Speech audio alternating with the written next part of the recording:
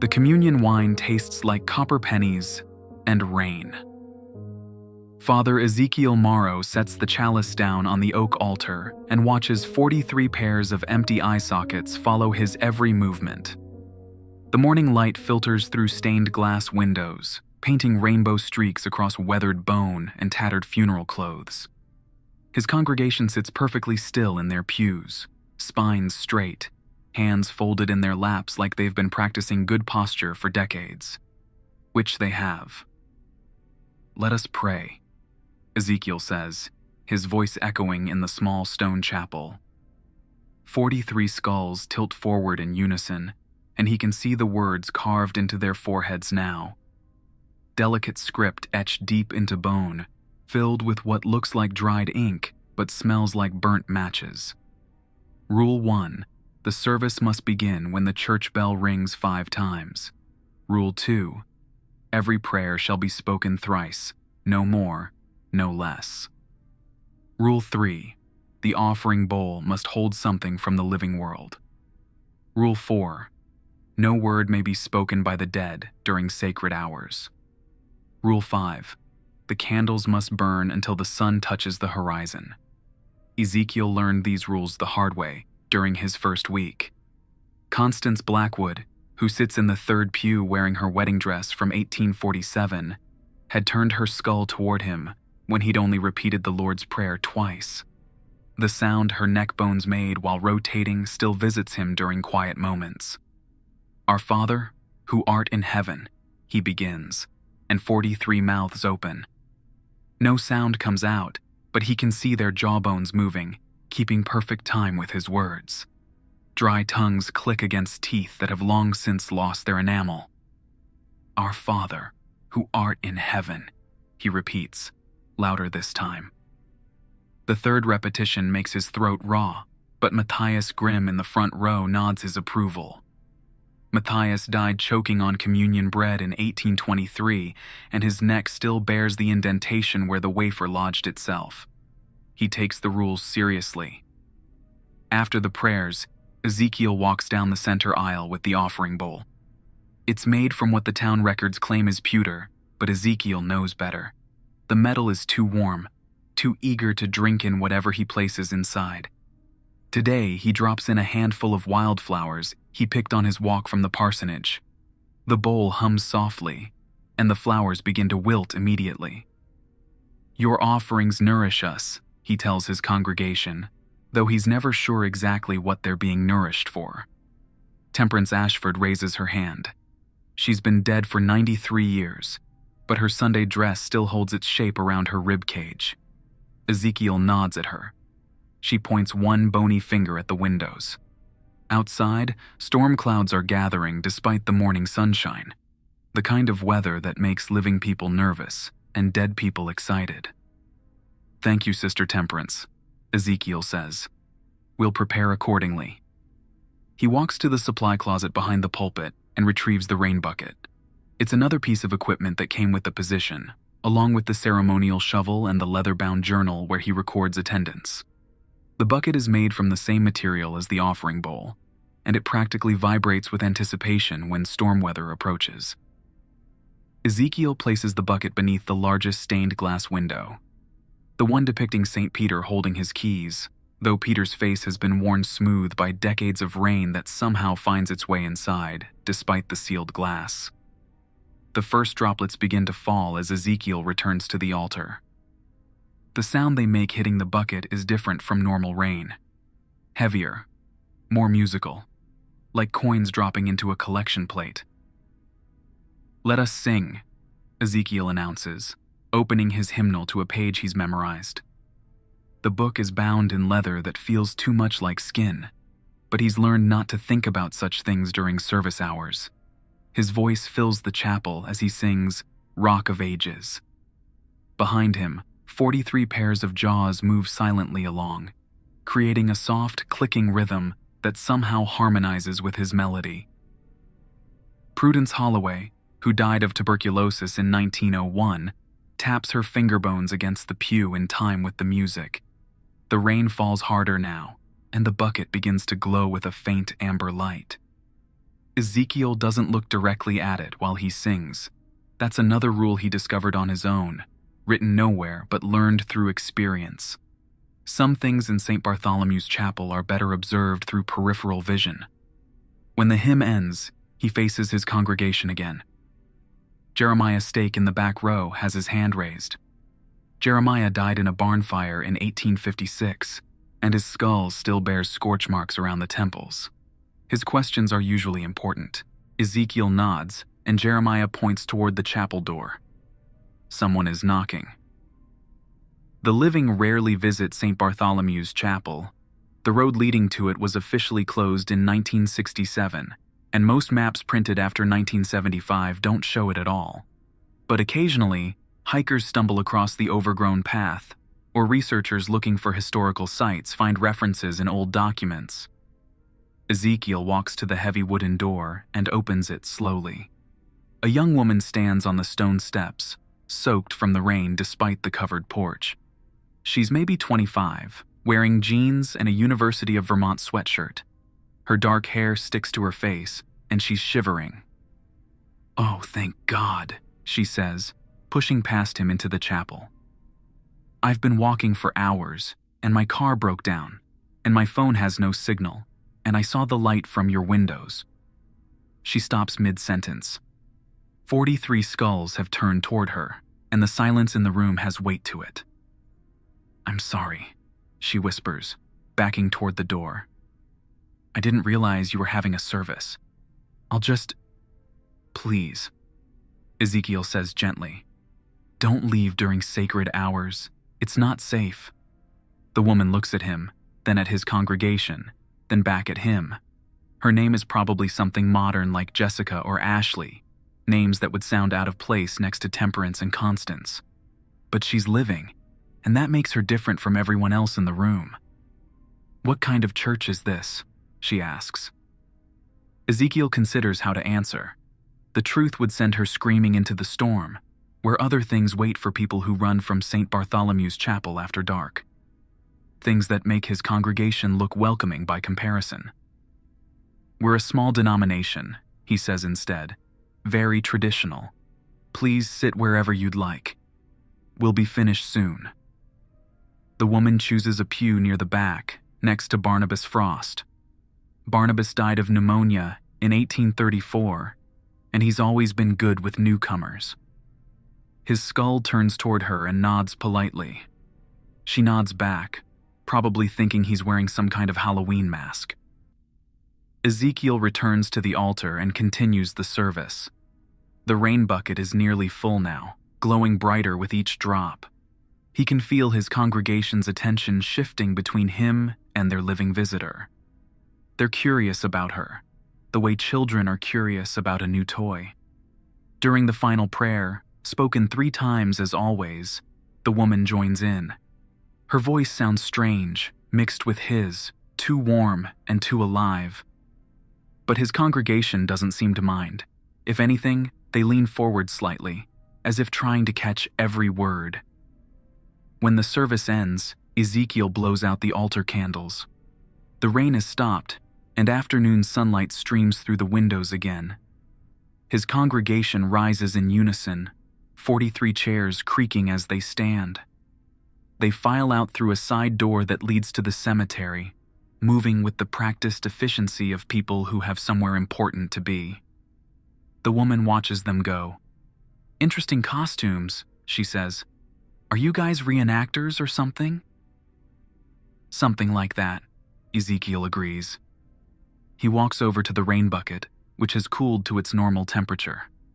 The water inside looks ordinary now, but he knows it will serve its purpose when the time comes. "I'm Father Ezekiel Morrow," he says, extending his hand. "Welcome to St. Bartholomew's." "Sarah Combe," she replies, shaking his hand. Her skin is warm and slightly damp from the rain. "Look, I hate to impose, but is there any chance I could use your phone? My car died about 3 miles down the road, and I really need to call for help." Ezekiel pauses. Her last name troubles him in a way he can't quite explain. There's something familiar about it. something that makes the back of his neck itch. "Of course," he says, "the phone is in the vestry, but I should warn you, the connection can be unreliable during storms." Sarah follows him to a small room behind the altar. The phone is an old rotary model that came with the building, black bakelite that feels cold, even on warm days. She picks up the receiver and listens for a dial tone. "Nothing," she says, hanging up. "Maybe the storm knocked out the lines." "That happens sometimes," Ezekiel agrees, though he knows the phone hasn't worked since 1983. "You're welcome to wait here until morning. The parsonage has a guest room." Sarah looks around the vestry, taking in the religious paintings and wooden crosses on the walls. Everything appears normal, carefully maintained and appropriately humble for a small country chapel. "That's very kind of you," she says. "But won't your wife mind having a stranger in the house?" "I'm not married," Ezekiel says. "The position requires celibacy." "What position?" "I'm the appointed caretaker for this congregation. Have been for 15 years.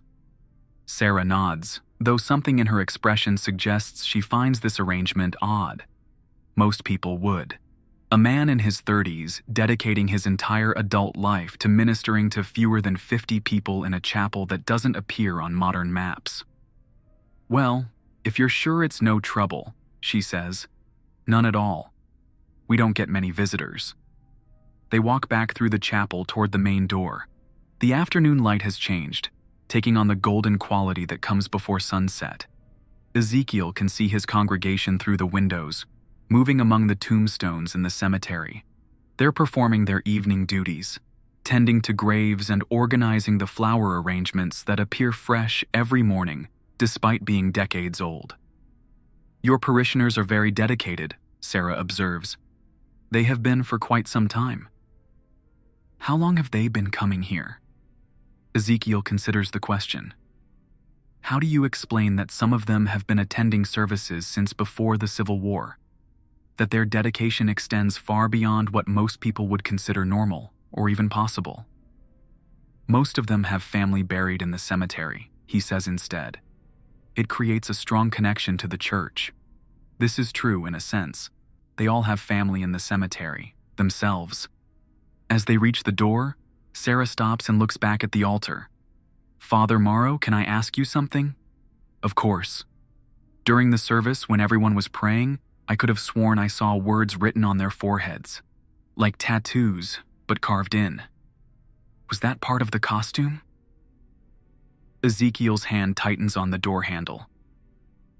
"Living people aren't supposed to see the rules. The carvings only become visible to those who've been called to serve, or those who've been marked for joining the congregation. The light can play tricks," he says carefully. "Stained glass creates interesting patterns." Sarah nods, but her expression remains troubled. It just seems so real and specific, like there were rules written there. "Rules?"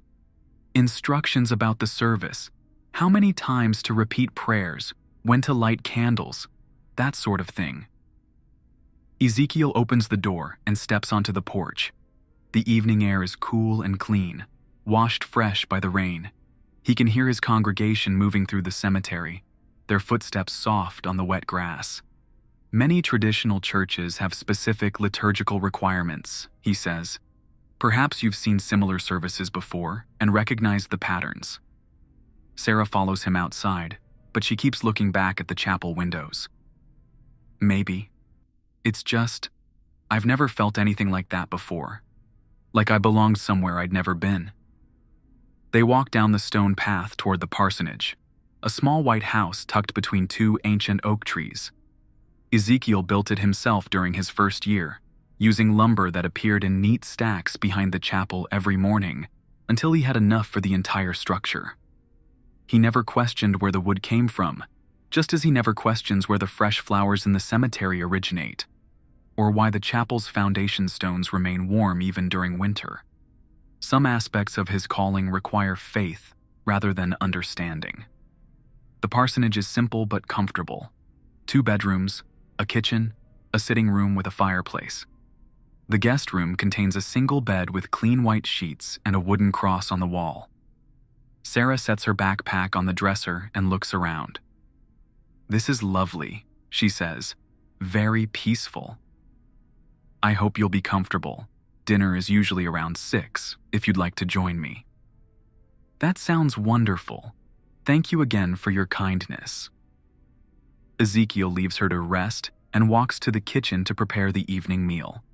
Through the window, he can see his congregation finishing their cemetery duties. Constance Blackwood is arranging lilies on a grave that hasn't had a body in it for over a century. Matthias Grimm is polishing a headstone with his bare finger bones, working with the patience of someone who has literally all the time in the world. As the sun begins to set, they'll return to their own graves for the night. Each will lie down in their designated plot and wait for the morning bell to call them back to service. It's a routine they've followed for decades, and one that brings them comfort. But tonight feels different. Tonight they have a living witness to their devotion. Someone who can see the rules carved into their skulls. Someone whose last name echoes in Ezekiel's memory like a half-remembered prayer. He opens the leather-bound journal where he records daily attendance and flips through the pages. Names, dates, notes about weather and special circumstances. 15 years of faithful service documented in his careful handwriting. Near the beginning of the journal, he finds what he's looking for. An entry from his second week as caretaker, when he was still learning the rules and responsibilities of his position. October 15th, discovered additional records in the basement archives. Previous caretaker, Father Marcus Combe, served from 1962 to 2010. Died of natural causes. Buried in Section C, Plot 44. Congregation voted him into eternal service by unanimous consent. Ezekiel closes the journal and looks out the window again. Plot 44 is visible from the kitchen, marked by a simple gray headstone. Someone has placed fresh marigolds beside it, just as they do every evening. He thinks about Sarah's last name, about the way she could see the rules, about how naturally she joined in the final prayer. Some people are called to serve St. Bartholomew's Chapel. Others are called to join its congregation. And sometimes those callings run in families. Outside, the church bell begins to ring. 5 measured tolls that echo across the cemetery and through the trees. His congregation responds immediately, 43 figures moving with purpose toward their resting places for the night. Ezekiel watches until the last of them disappears into the earth. Then he turns back to his dinner preparations, humming the melody of Rock of Ages while he works. In the guest room, Sarah Combs sits on the edge of the bed, looking out her window at the cemetery. The headstones glow softly in the moonlight, and she could swear she sees movement among them. Not threatening or frightening, but purposeful, like people going home after a long day of meaningful work. She touches her forehead, where she'd felt a strange tingling sensation during the service. Her fingers trace letters she can't see but somehow knows are there, carved in a script that feels both foreign and familiar. Rule 6, she thinks, though she doesn't understand where the thought comes from. Rule 6, those who see the words are chosen to learn them. Dinner consists of bread that tastes like communion wafers, and soup that steams without any heat beneath the pot. Sarah sits across from Ezekiel at the small kitchen table, stirring her bowl while watching the liquid swirl in patterns that remind her of the stained glass windows. She hasn't eaten much, but she hasn't complained either. Most living people find the parsonage food difficult to stomach. "Tell me about your family," Ezekiel says, breaking the comfortable silence. "Not much to tell. My parents died when I was 12. Car accident. I was raised by my grandfather until he passed last year." Sarah sets down her spoon and looks directly at him. "He used to tell me stories about a relative who became a priest, said he served some tiny church up in the mountains until he died." "What was his name?" "Marcus. Marcus Combe. Grandpa always said he was the holiest man in our family, but also the loneliest." She pauses, studying Ezekiel's face. You know something about him, don't you? Ezekiel nods slowly. Father Combe was my predecessor. He served this congregation for 48 years. 48 years? In this one little church? It becomes a calling that's difficult to leave. Sarah pushes her bowl away and leans back in her chair. Father Morrow, I need to ask you something, and I need you to tell me the truth. What's really going on here? Your congregation doesn't behave like any people I've ever seen. They don't talk. They move like they're following choreography, and I swear I can see writing carved into their faces. What kind of writing? Rules? Instructions. Like someone took a knife and etched commandments into their skulls. She touches her forehead again, and Ezekiel notices the gesture has become unconscious. And I think I'm starting to see them on myself. Ezekiel sets down his own spoon and considers his words carefully. He's had this conversation before, though not often. Most living people who stumble across St. Bartholomew's Chapel leave quickly and never return. The few who stay usually do so because they've been called to serve, either as caretaker or as congregation. The rules exist to maintain order, he says finally. They ensure that services run smoothly and that everyone understands their role. But why carve them into bone? Why not just write them down like normal churches do? Normal churches serve living congregations. Our requirements are different. Sarah stands and walks to the window overlooking the cemetery. Full darkness has fallen, and the headstones seem to glow with their own internal light. She can see figures moving among them, tending to graves and arranging flowers that bloom despite the season. They're dead, aren't they? She says without turning around. Your entire congregation is dead. Yes. How long? The oldest died in 1823. The most recent joined us in 2010. Sarah turns back to face him. 2010. That's when my great-uncle Marcus died. Your great-uncle was a good man. He served faithfully and died peacefully in his sleep. The congregation voted to offer him eternal service, and he accepted. Eternal service. Ezekiel gestures toward the cemetery. They continue their worship after death. They attend services, maintain the grounds, and follow the rules that govern their existence here. It brings them peace. And what about you? What happens when you die? I assume I'll be offered the same choice. Sarah returns to her seat, but her posture has changed. She sits straighter, more alert, like someone who's finally understanding the rules of a game she's been playing without knowing it. The writing on my forehead, she says. What does it say? Ezekiel hesitates. Once he speaks the words aloud, there will be no pretending this is all coincidence or imagination.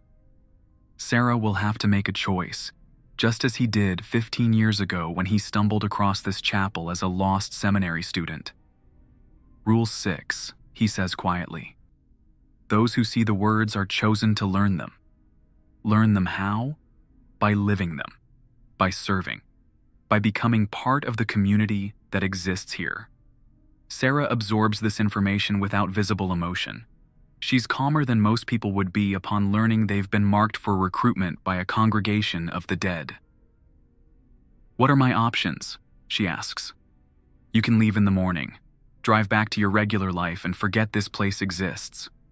The rule will fade from your forehead and you'll never see it again. Or you can stay, learn the other rules, take your place either as congregation or caretaker. What's the difference? Ezekiel looks out the window at his faithful dead, still working among their graves as they do every night. Congregation members serve until they're called home to whatever comes after this existence. Caretakers serve until they die, then choose whether to continue in eternal service or move on to their final rest. How do you know all this? The same way you're learning it now, through experience and faith. Sarah drums her fingers on the table, a rhythmic tapping that sounds like rain on the chapel roof. My great-uncle Marcus. Is he happy here? Would you like to ask him yourself? They walk back to the chapel through the cool night air. The building looks different in darkness, more alive somehow. Light flickers in the windows despite no electric power running to the structure, and the bell tower stands outlined against stars that seem unusually bright. Inside, 43 figures wait in their pews. They've returned from their evening duties and assembled for what Ezekiel calls night prayer, though it's not listed in any liturgical calendar. Sarah recognizes some of them from the morning service, but others must have been working in distant parts of the cemetery. Sarah Combe, Ezekiel announces, has come to speak with Marcus Combe. A figure in the front row stands and turns toward them. Even in the dim light, Sarah can see the family resemblance in the shape of his skull and the set of his shoulders. He wears the black suit he was buried in, still pressed and clean despite 13 years in the ground. Marcus approaches slowly, and Sarah can see the rules carved into his forehead now. All 5 original rules, plus others she doesn't recognize. His eye sockets are empty, but somehow she knows he's looking directly at her. "Hello, Uncle Marcus," she says. He can't speak during sacred hours, so he nods instead. Then he reaches into his jacket pocket and produces a small leather journal. He hands it to Sarah and gestures for her to read. The journal contains his handwriting, familiar from birthday cards and Christmas letters she'd received as a child. The entries begin 48 years ago and end the day before his death. "The calling came to me in dreams first," she reads aloud. "A voice telling me to find St. Bartholomew's Chapel and minister to those who needed guidance in their eternal rest. I thought it was madness, until I found this place and met my congregation. They taught me that death is not an ending, but a transformation of service." She flips through more pages, finding accounts of services and seasonal celebrations, notes about individual congregation members and their needs, observations about the spiritual growth that continues even after physical death. Near the end, she finds an entry dated just a week before his death. "I have lived a full life in service to the faithful dead. When my time comes, I hope to continue this work from the other side. But I sense my family line is not finished here. Someone else bears the gift of sight, someone who will be called when the time is right." Sarah closes the journal and looks at her great-uncle. "Did you know I would come here?" Marcus nods and points to himself, then to her, then to the altar. The meaning is clear. He served. Now she must choose whether to serve. "What happens if I say yes?" Ezekiel steps forward. "You would learn the rules that govern this place. You would help maintain the spiritual needs of the congregation. You would live in the parsonage and conduct services until your natural death, at which point you could choose eternal service or final rest. And if I say no, you leave in the morning with our blessing, the mark will fade and you'll forget this place exists." Sarah looks around the chapel at the assembled dead. They watch her with patient attention, 43 souls who have found purpose in continuing their worship beyond the grave. She thinks about her ordinary life, her job at the university library, her small apartment where she lives alone, and counts the days until weekends. "How long do I have to decide?" "Until morning," Ezekiel says. "The choice must be made before the sun rises." Sarah spends the rest of the night walking through the cemetery, reading headstones and learning the stories of her potential congregation. Constance Blackwood, devoted wife and mother, died of influenza in 1847, but continued tending to other families' graves. Matthias Grimm, who choked on communion bread but never lost his faith in the sacred meal. Temperance Ashford, a seamstress who now mends the burial clothes of newcomers. Each headstone tells a story of people who chose to continue serving after death, who found their earthly purpose so meaningful they couldn't bear to abandon it, even when their bodies failed. Near dawn, she finds herself standing before Plot 44, where a simple gray stone reads, "Father Marcus Combe, 1962 to 2010, faithful servant of God and his people. Fresh marigolds rest beside the stone, placed there by congregation members who remember his decades of care. Sarah kneels and touches the earth above his grave. "I understand now, Uncle Marcus," she whispers. "You weren't the loneliest man in our family. You were the luckiest. You found a purpose worth keeping forever." The church bell begins to ring as the first rays of sunlight touch the chapel windows. 5 measured tolls calling the faithful to morning service. Sarah stands and brushes dirt from her knees, decision made. She finds Ezekiel waiting in the vestry, already dressed in his ceremonial robes. He looks at her face and nods. "The mark has deepened," he observes. "You can see all the rules now, can't you?" Sarah touches her forehead, feeling the carved letters that have appeared during the night. 5 rules that will govern her service, plus the 6th that brought her here. "What happens to you now?" she asks. "I've served 15 years, Ezekiel says. "That's longer than most caretakers manage. I'm ready for retirement." "Retirement?" He smiles and points toward the cemetery. "Plot 45 has been waiting for me since the day I arrived. I always knew this position was temporary." "You're going to die?" "I'm going to rest. There's a difference." He hands her a set of vestments identical to his own. "The congregation voted last night. They're ready to accept you as their new caretaker." Sarah puts on the robes, and they fit perfectly despite being cut for someone a foot taller.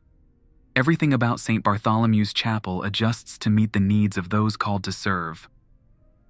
"Do you have any final questions?" Ezekiel asks. "Just one. What happens to people who stumble across this place by accident? People who aren't called? They see a ruined chapel with broken windows and a collapsed roof. They take a few pictures for social media and drive away, never suspecting that services continue every day inside walls they can't perceive." Sarah nods, understanding. The chapel exists in a space between worlds, visible only to those meant to find it. They walk together into the main sanctuary, where 43 souls wait patiently in their pews. Ezekiel takes his place at the altar for the final time, and Sarah stands beside him to observe her first service as caretaker-elect. "Let us pray," Ezekiel begins, and 43 mouths open in silent unison. After the service, the congregation files out to begin their daily duties. Marcus Combe pauses beside Sarah and places one skeletal hand on her shoulder. The touch is neither cold nor warm, but it carries the weight of blessing and welcome. Ezekiel removes his vestments and folds them carefully. "The transition is complete," he says. "Thank you for answering the call. Thank you for keeping them safe until I could get here." He nods and walks toward the door. Sarah follows, watching as he steps into the morning sunlight and begins the short walk to the cemetery. His pace is unhurried, like someone finally going home after a long journey. At plot 45, Ezekiel lies down on the freshly turned earth. He closes his eyes and folds his hands across his chest, and Sarah watches as the ground gently accepts him, not swallowing or consuming, but embracing like an old friend. A simple wooden marker appears at the head of the grave. Father Ezekiel Morrow, 2010 to 2025, faithful servant called to eternal rest. Sarah walks back to the chapel alone, though she doesn't feel lonely. 43 voices wait inside to help her learn the rhythms of this place, and a journal full of blank pages sits on the altar, ready for her to record the continuation of their story. She rings the bell 5 times, calling the faithful to evening service. Through the windows, she can see them emerging from the cemetery, moving with purpose toward the chapel they've called home for decades or centuries. The communion wine tastes like copper pennies and rain, but Sarah drinks it gratefully. She has found her calling, her congregation has found their new caretaker, and the eternal service continues. In the front pew, Marcus Combe nods his approval as his great-niece begins her first prayer as keeper of St. Bartholomew's Chapel. The rules carved into her forehead glow softly in the candlelight, and her voice fills the sanctuary with the sound of prayers that will be spoken for generations to come. Some callings are inherited, some are chosen. The best ones are both.